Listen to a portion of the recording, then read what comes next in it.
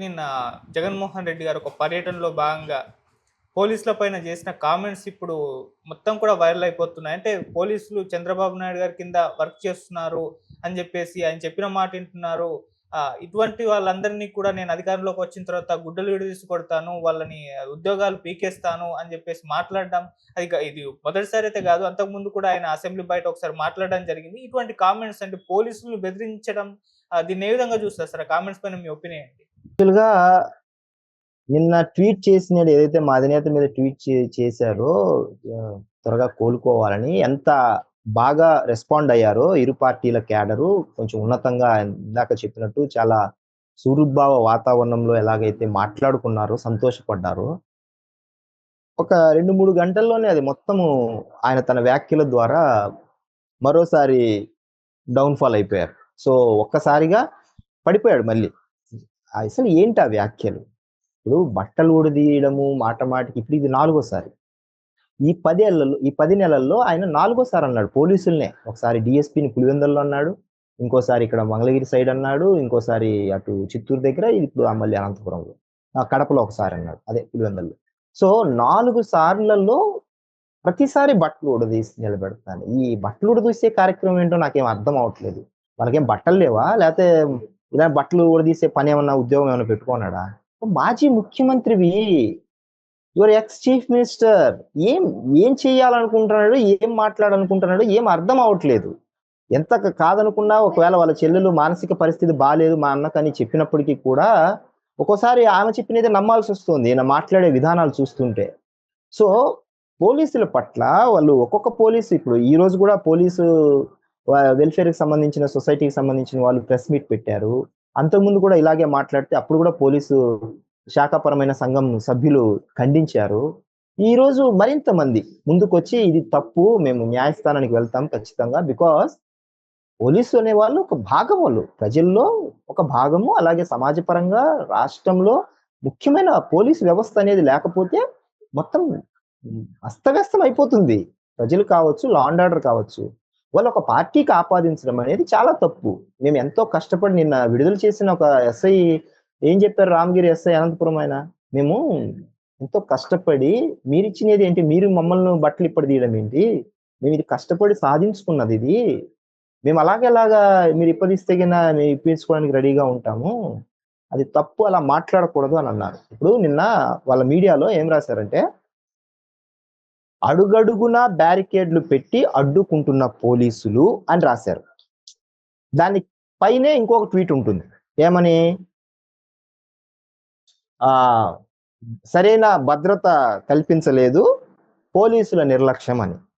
First tweet లో ఏముంది, అడుగడుగునా బ్యారికేడ్లు. ఫస్ట్ ట్వీట్ అంటే ఏంటి అర్థము అంటే పోలీసులు ఎక్కడికక్కడ జనాన్ని నియంత్రించడానికి పెట్టిన బ్యారికేడ్లు అవి. 100 మంది అవసరమైన చోట 200 మంది పోలీసులు డిప్లాయ్ చేశారని పోలీస్ వ్యవస్థ చెబుతోంది. అంటే జనాన్ని ఎంతవరకు వాళ్ళు అకామిడేట్ చేయగలరు, లేకపోతే రో పార్టీలు ఎంతమంది కావాలి ఆ సభకు, లేకపోతే ఆ కార్యక్రమానికి ఎంతమంది ఎక్స్పెక్ట్ చేస్తాము, వాట్సాప్లలో జనాలు కావాలని వాట్సాప్ మెసేజ్లు పంపిస్తూ, అలాగే వాట్సాప్ ద్వారా మీకు బిర్యానీ అరేంజ్ చేస్తామని చెప్పి జనాన్ని సమీకరిస్తూ వచ్చిన పబ్లిక్ నేమో పోలీసుల మీద పడిపోవడము, లేకపోతే అక్కడ ఇబ్బంది కలిగించే వాతావరణము. పోలీస్ ఫోర్స్ సరిపోనప్పుడు ఏం చేస్తారు, పోలీస్ ఫోర్సు తిరిగి దింపే లోపల ఇక్కడ అల్లర్లు చేసేస్తున్నారు. ఇప్పుడు మనం అనుకున్నంత జనము వచ్చేలోపు, మనం ఎక్స్పెక్ట్ చేసే లోపు ఇక్కడ జనాల్ని ఎంతమంది మళ్ళీ తిరిగి రప్పించే కార్యక్రమం చేసినప్పుడు అక్కడ క్లమ్జీ అయిపోతుంది.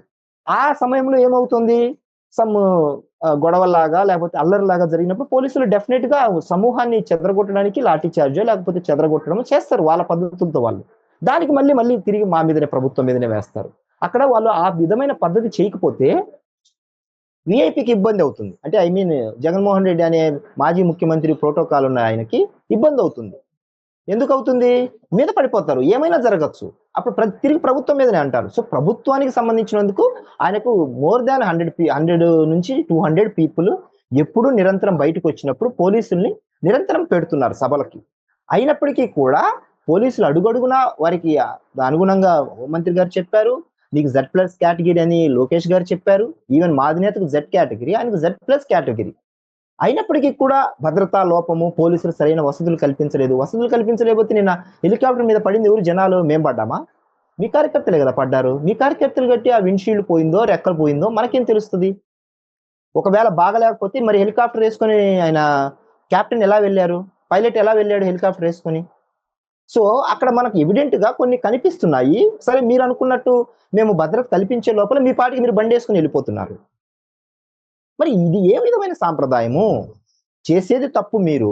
మీరొక పద్ధతిగా పోలీసులకు సహకరిస్తే వాళ్ళు పార్టీలకు అతీతంగా ఎంతో మందికి భద్రత చూసిన వాళ్ళు. ఇప్పుడు నారా లోకేష్ గారు భద్రత విషయంలో గత ప్రభుత్వంలో ఉన్నప్పుడు ఆయనెన్ని ఇబ్బందులు పెట్టారు. అయినా ఆయనేం అనలేదే. బికాజ్ పోలీసోళ్ళకున్న ఇన్‌ఫ్లూయెన్స్ పైనుంచి వస్తుందని ఆయన అర్థం చేసుకొని, మీరు నన్ను అరెస్ట్ చేయాలంటే చేసుకోండి. బట్ నా పాదయాత్ర అయితే ఆపనన్నారు. అలాగే మా అధినేతను మా పార్టీ గేట్ బయట నుంచి రానికోకుండా ఉన్నప్పుడు మేము చేతులు కట్టుకునే వెళ్ళాం అన్ని చోట్లకి.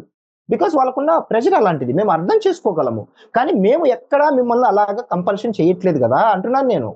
మా ప్రభుత్వంలో ఎవ్వరిని గూడా అలాంటి బలవంతంగా ఇక్కడే ఆగండి, ఇక్కడే ఇలాగే చేయండి అని చేయట్లేదు. మీరు ఎక్కడికెళ్ళాలన్నా పంపిస్తున్నారు. మీకు ఎలాంటి గేట్లకేమి తాళాలేయట్లేదు. చంద్రబాబు గారికేసినట్టు.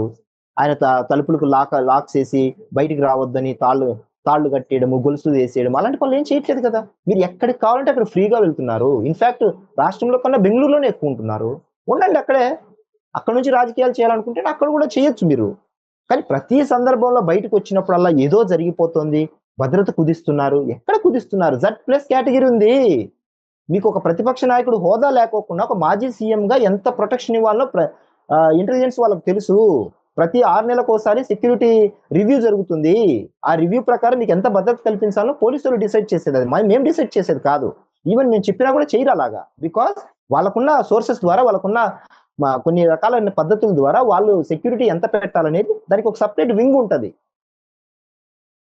రివ్యూ చేసే సెక్యూరిటీ రివ్యూ చేసే కమిటీ ఒకటి రివ్యూ చేస్తది ప్రతి 6 నెలలకి ఎవరికి ఎంత భద్రత ఇవ్వాలనేది. వాళ్ళు చేసే పని అది. Z+ ఇవ్వాల్సింది వాళ్ళు డిసైడ్ చేసినది.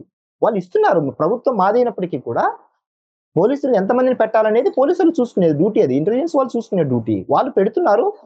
తగినంత భద్రత ఇస్తున్నారు. రోప్ పార్టీని ఇస్తున్నారు. 2 డీఎస్పీలని పెడుతున్నారు. ఇంకా అంతకు మించిన స్థాయి మించిన మీకు సెపరేట్‌గా కావాల్సిన సెక్యూరిటీని మీరు కూడా కొంతమందిని పెట్టుకున్నారు. ఇక మేము ఎక్కడ భద్రత కల్పించలేదు. సో ఇవన్నీ బేస్‌లెస్ ఆరోపణలు చేస్తూ పోలీసులకు సహకరించుకోకుండా తిరిగి ఆ నెపాన్ని మా మీద వేయడం అనేది పూర్తిగా నిరాధారమైన ఆరోపణలు అనేది ఇది ప్రజలకు తెలియజేయాలి మేము. అందుకే తెలియజేస్తున్నాం మీ ద్వారా. ఓకే.